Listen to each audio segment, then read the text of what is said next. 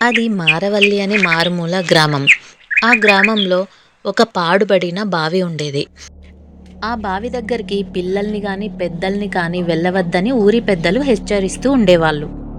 ఒకరోజు ఆ ఊరికి చెందిన రాము అనే వ్యక్తి తన పొలం నుండి ఇంటికి వెళ్తుండగా జోరున వర్షం కురుస్తుండడంతో దగ్గర దారైన ఆ బావి ఉన్న దారి నుండే వెళ్ళాల్సి వస్తుంది. అలా వెళ్తూ ఉండగా బావిలో నుంచి నిస్సహాయ స్థితిలో ఉన్న తన తల్లి పిలిచినట్టుగా అనిపిస్తుంది. నాన్న రాము, ఇలా రా నాన్న, నాకు సహాయం చెయ్యు. రాము ఆ బావి దగ్గర ఆగి బావిలోకి తొంగి చూస్తాడు. అందులో నీళ్లు లేకపోగా ఒక దట్టమైన పొగ కమ్ముకుంటుంది. అందులో నుంచి వింతైన శబ్దాలు రావడం మొదలు పెడతాయి. తన తల్లి, తండ్రి, అలాగే చెల్లి, చివరికి తన గొంతు తనకి వినపడడం మొదలవుతుంది. అన్న రాము, ఎలా ఉన్నావు నాయనా?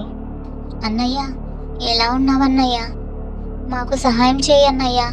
ఇక తనకు అక్కడుండడం మంచిది కాదనిపించి వెంటనే అక్కడి నుంచి వెళ్ళిపోతాడు.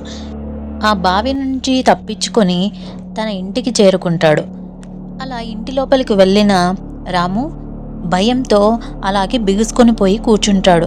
ఏం చేయాలో అర్థం కాదు. పైగా అది రాత్రి సమయం, జోరున వర్షం కురుస్తుండడంతో చుట్టుపక్కల ఎవరూ కనిపించరు. ఇక చేసేదేం లేక తెల్లవారగానే ఈ విషయం ఊర్లో వాళ్ళందరికీ తెలియచెప్పాలి అని అనుకుంటాడు. అలాగే కూర్చుని భయపడుతూ ఉంటాడు. ఇంతలో బయట నుండి ఏవో పిలుపులు వినిపిస్తాయి. రాము, రాము, నువ్వు మావాడివి. మా మాటలు విన్నావు, మమ్మల్ని చూసావు.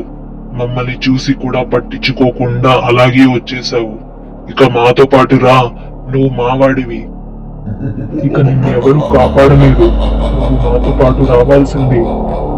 రాము చుట్టుపక్కల వాళ్ళని అరచి పిలుద్దామన్నా తన గొంతు అసలు పెగలదు. ఇక రాముని కూడా వాళ్ళతో పాటు ఆ బావిలోకి తీసుకెళ్ళిపోతాయి. అలా తీసుకెళ్ళగానే బావిలో నుండి పొగ రావడం, అలాగే వర్షం పడడం రెండూ ఆగిపోతాయి. ఆ ప్రాంతమంతా నిశ్శబ్దం అలముకుంటుంది. మరుసటి రోజు తెల్లవారగానే ఎవరి పనులకు వాళ్ళు వెళ్తూ ఉంటారు. ఈలోగా రాము గురించి ఆ నోట ఈ నోట తను కనపడడం లేదనే విషయం ఊర్లో అందరికీ తెలిసిపోతుంది. ఆ ఊరి పెద్ద లింగయ్య ఊరి వారందరినీ ఆ బావి దగ్గర సమావేశపరుస్తాడు. వారితో ఇలా మాట్లాడతాడు. ఇప్పటికే ఈ బావి వల్ల చాలా మంది మన ఊరి వాళ్ళు ప్రాణాలు కోల్పోయారు. ఇక నుండి అలా జరగకూడదు. ఎవరైనా ఈ బావి నుండి వచ్చే శబ్దాలను కానీ మాటలు కానీ వినిపించుకోకూడదు. ఎవరు ఈ బావి చుట్టుపక్కల కూడా రాకూడదు. అలా అయితేనే మనం మన ప్రాణాలని కాపాడుకోగలుగుతాం. నేను పొరుగురికి వెళ్ళి ఈ బావిలోని శబ్దాలను కట్టడి చేసే మాంత్రికుణ్ణి తీసుకుని వచ్చే వరకు కూడా ఊరి వారందరూ క్షేమంగా ఉండాలని కోరుకుంటున్నాను అని చెప్పి లింగయ్య పొరుగురు బయలుదేరుతాడు. ఆ మరుసటి రోజు నుంచి రాము మాటలు కూడా బావి నుండి వినిపిస్తూ ఉంటాయి.